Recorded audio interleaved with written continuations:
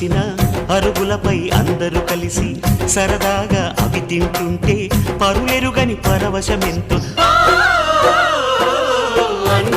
సందాల చందమామ రావే వచ్చి ప్రేమ బంధాల ఇల్లు చూసిపోవే.